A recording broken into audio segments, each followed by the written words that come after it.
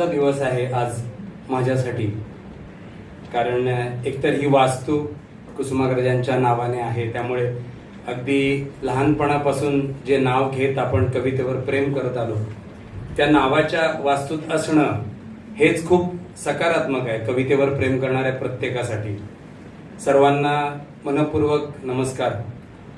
अस्मिताताईंनी आता सांगितलं त्याप्रमाणे एकूण 184 पुस्तकं झाली आणि आज आनंद जोरवेकर सरांचं हे 185वं पुस्तक आपल्या सगळ्यांच्या समोर सादर करताना या पुस्तकाचा प्रकाशक म्हणून मला अतिशय आनंद होतोय.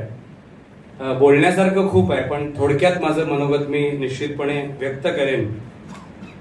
साधारणतः 30 दिवसांपूर्वी, बरोबर अरुण सर, 30-40 दिवसांपूर्वी मला अरुण सरांचा फोन आला, म्हात्रे सरांचा, की संजय असं असं पुस्तक करायचंय आणि रश्मी तुझ्याशी बोलेल. रश्मी म्हणजे प्रियंवदा.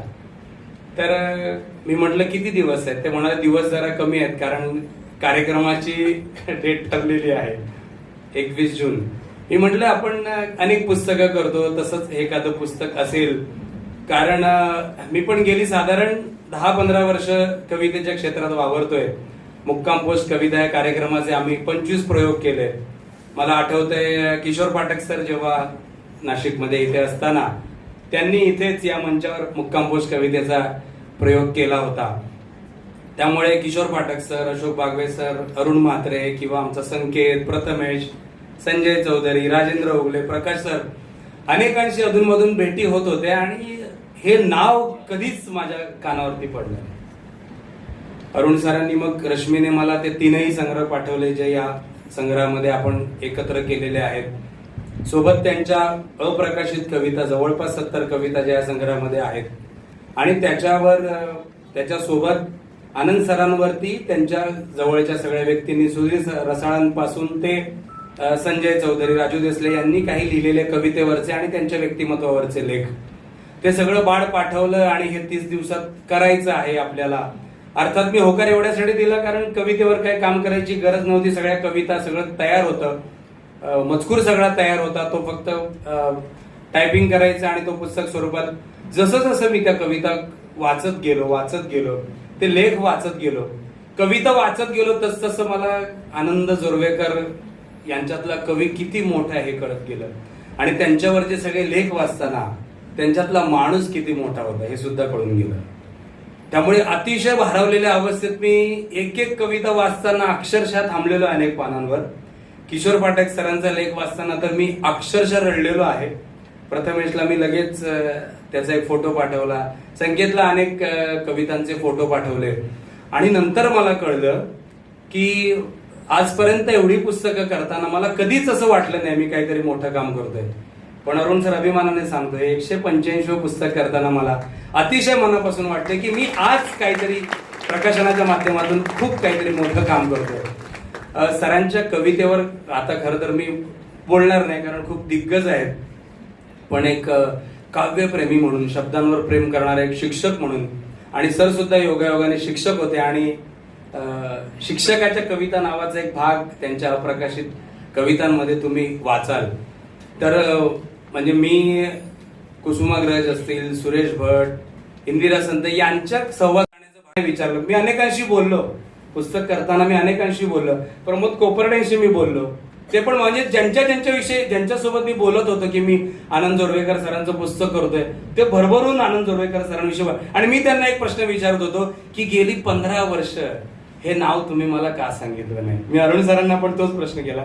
तर मला असं वाटतं की माझ्या नंतरच्या पिढीने कुणालाही हा प्रश्न विचारू नये म्हणून हे पुस्तक येणं अतिशय महत्वाचं.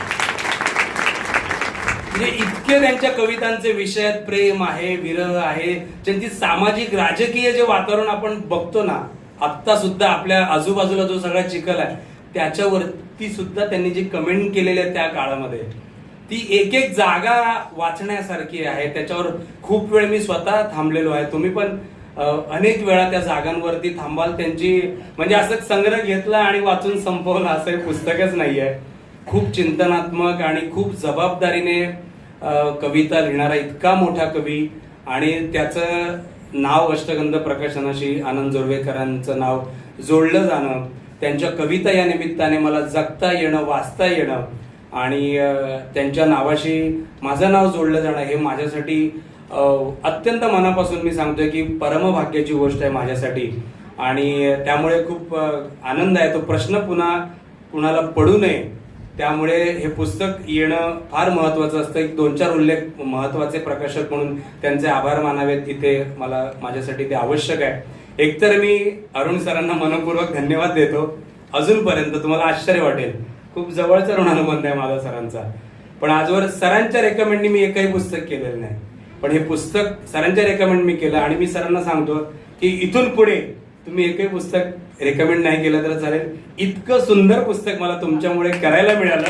मी मनपूर्वक आभार मानतो सरांचे. त्यांनी विश्वास ठेवला आणि मी त्यांना विचारलं आता गाडीमध्ये येताना की सर कसं काय तुम्हाला, म्हणजे इतकी वर्ष नाही, आत्ता माझं नाव कसं सुचलं. ते म्हणाले अरे आनंदचं पुस्तक तुझ्या इतकं दर्जेदार आणि त्याहूनही प्रेमाने दुसरं कोणी करू शकलं नसतं. सर हा विश्वास तुम्ही माझ्यावरती दाखवला ही माझ्यासाठी आणि अष्टगंधाच्या प्रवासासाठी खूप मोठी गोष्ट आहे. धनंजय गोवर्धने यांनी या पुस्तकाचं कव्हर केलेलं आहे आणि मी जितक्या गडबडीत होतो तितक्याच गडबडीत माझ्या सर्व पुस्तकांची मांडणी करणारा माझा मित्र शिवकुमार यांनी अक्षरशः आम्ही 2 दिवस शेवटचे पहाटे 4 वाजेपर्यंत या पुस्तकाची मांडणी केलेली आहे. त्यामुळे त्या शिवकुमार यांची मी इथे आठवण करतो, त्यांच्याविषयी मी कृतज्ञता व्यक्त करतो आणि तुम्हा सर्वांना विनंती करतो की आज हे पुस्तक तुमच्यासाठी इथे सवलतीत उपलब्ध आहे. हे पुस्तक तुम्ही स्वतःसाठी घ्या, तुमच्या आवडत्या माणसासाठी घ्या आणि ज्या ज्या व्यक्तीला कवितेची प्रचंड समज आहे त्या व्यक्तीला आणि ज्या व्यक्तीला कवितेची अजिबात समज नाही त्या व्यक्तीला भेट देण्यासाठी हे पुस्तक तुम्ही आज घेतलं पाहिजे. मी तुम्हाला अष्टगंध प्रकाशनाच्या वतीने असं मनपूर्वक आवाहन करतो, कारण सरांची कविता वाचण्यासारखी आहे, त्याची पारायण करण्यासारखी ती कविता आहे.